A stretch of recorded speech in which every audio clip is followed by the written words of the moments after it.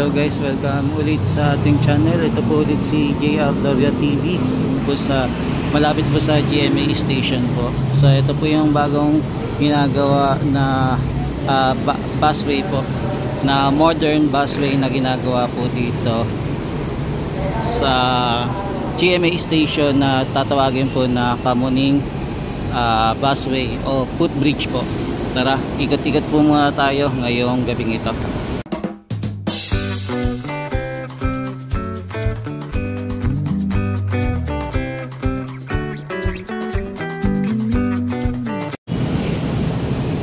Yan, bali nandito po muna tayo sa GMA Kamuning Station po, mga tropa kids. Ito po muna tayo nag-stop over. Yan, tara, baba na tayo. Punta na tayo sa ginagawa po na station po, yung bus station. Yan, may programa pala ang PNP dito, yung pinaka head ng PNP. Di bali, ayun, nandun po sila sa taas. Kaya lang syempre hindi natin tayo makakapag-vlog doon kasi hindi din naman tayo invited. Yan, kaya ito may makikita tayo mga nakapark po dito na sasakyan dahil meron pong programa. Yan, kung mapansin nyo po yung dito pong way, halos papatapos na, no? Itong ating elevated footbridge. Kumbaga ito yung magiging pangatlo sa modern busway na ginagawa po dito sa carousel, no? Sa carousel. Ayan, magiging modern na po. Ang bilis nilang gumawa, no? Halos saglit lang po yung pagkakagawa nila. Ang sabi daw po, posible daw po matapos ito sa December 31, pero hoping, tignan natin kung matatapos po nila itong project na to. So ito na po yung itsura nya.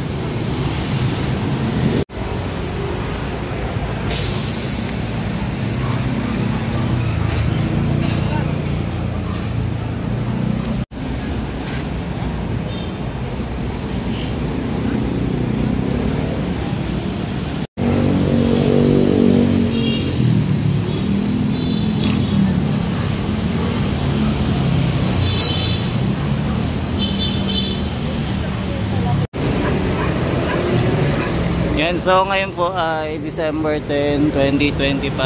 Bali gabi na po tayo nag-update dito kasi bawat po lumalabas po tayo ng opisina dito lang po tayo nakakapag-update. Time check po ay 6:44 na po ng gabi. Ito po yung ating tulay, yung footbridge po na ginagawa. Ayan, elevated po na busway po. Ayan, busway o footbridge po na tinatawag, para papunta po sa yan, sa head sa carousel po.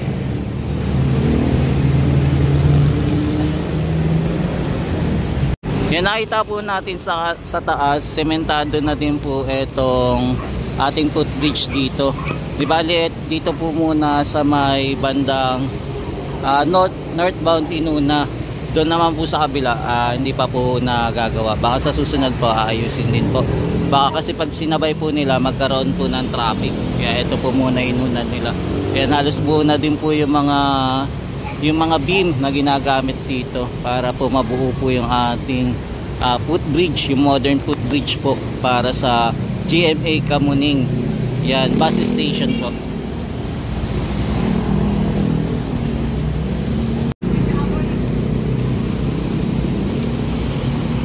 Yan, dito naman po mapapansin nyo po, tuloy-tuloy pa rin po yung pagkatabaho nila kahit gabi na po.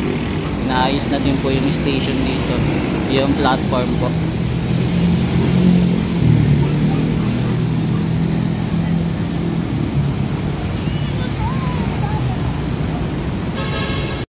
Yan, nandito naman po tayo sa tapat naman po na Mount Kamuning Bridge. Ito, kung mapapansin nyo po, ito yung po yung pinakamataas na bridge na nakatayo po dito sa EDSA. Pag natapos po yung GMA Kamuning footbridge o busway, possible po ito sirain na din po. Babaklasin na itong tulay. Yung footbridge na to na going to Scout Borromeo to to Nia South Road. Ayan. Posible na din pong baklasin to. For the meantime, ayan, try natin umakyat dito para makaakyat tayo, makasubok bago po ito mawala, etong footbridge na to. Ayan, kumbaga magiging history na lang etong footbridge na to. Kailangan lang kung ilang million po to, yung gastos po dito sa footbridge na to. Ayan, nandito na po tayo sa area po ng Mount Kamuning Bridge. Grabe ang taas nito. Ayan, so susubukan natin umakyat dito. Ayan, parang umakyat na din tayo sa bundok mga guys. Ayan, bale ito po yung EDSA. Ayan, yung kabila po traffic ngayon. Ayan, lakad-lakad po muna tayo, akyat tayo dito. Ayan, di bali ito yung unang pagkakataon ko makatapak dito sa Kamuning. Ayan, Mount Kamuning Bridge. Ayan, taas nya.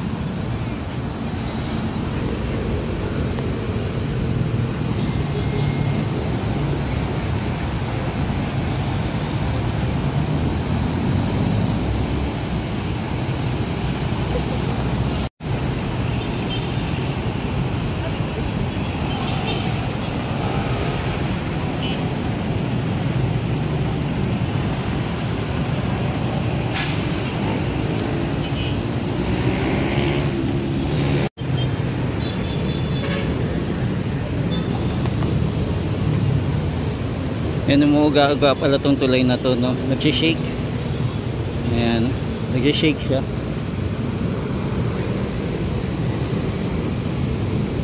Alam mo, tuloy lumilindol. Ayan, hindi ko lang alam kung hindi kaya ng ng support, kaya umuuga-uga siya. Ayan, sobrang taas ng tulay.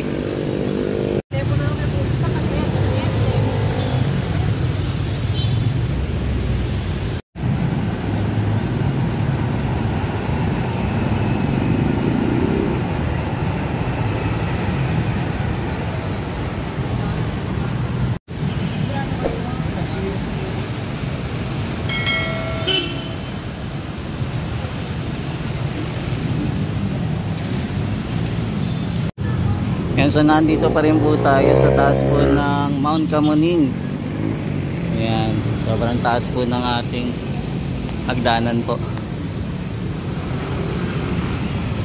Yan, dito naman po sa kabila, mapapansin nyo po, hindi pa nilalagay po yung mga poste para po sa dugtong po papunta po sa Passway. Yan, wala pa po. Yan, tapos traffic din po dito sa lugar, no? Yan, yung GMA News bumaba na rin, tapos na po silang mag-report.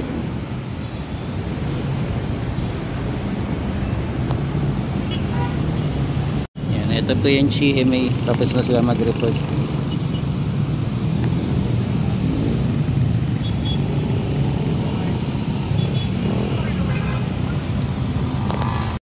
Yan, dito din pala opisina ng DICT. Yan ang pagkakaalam ko, itong DITC na sa area po ng UP. Pero eto, nakita natin nandito. Yan, may giant Christmas tree pala itong Victoria Sports. Ang laki. Yan, ang laki ng niya, ng Christmas tree. Giant din. Giant Christmas tree yung binuo nila dito.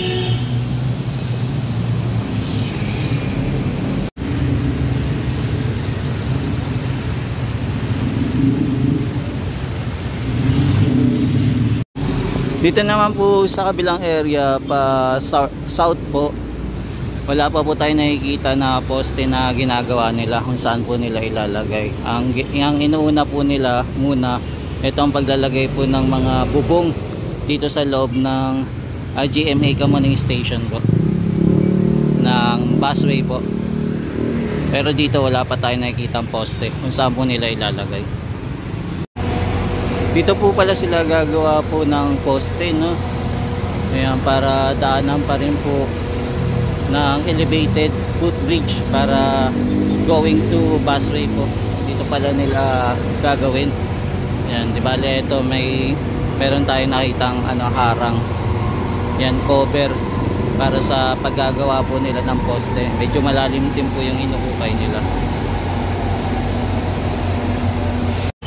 Yan, dito po hindi pa po sila nakakapaglagay po ng elevated na footbridge o kaya yung mga beam dito po sa southbound.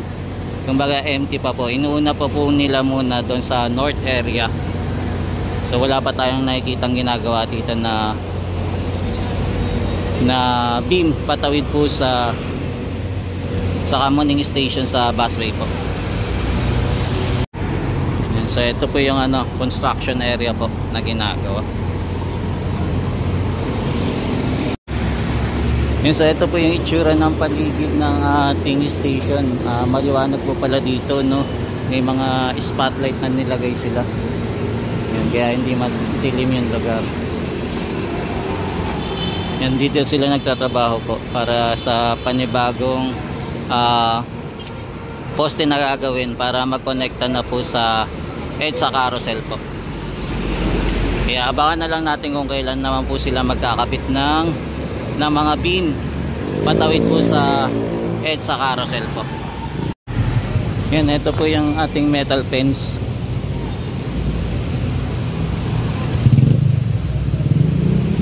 Yan, dito po sila nagtatrabaho para sa gagawin po na footbridge. Yan, sa gagawin po footbridge. Yan, ito po siya.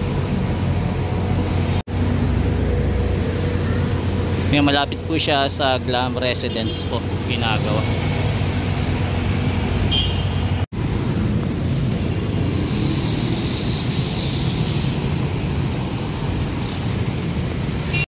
Yan, ito po muna yung latest update natin para sa footbridge po, yung modern footbridge na ginagawa po dito sa Kamuning bus station.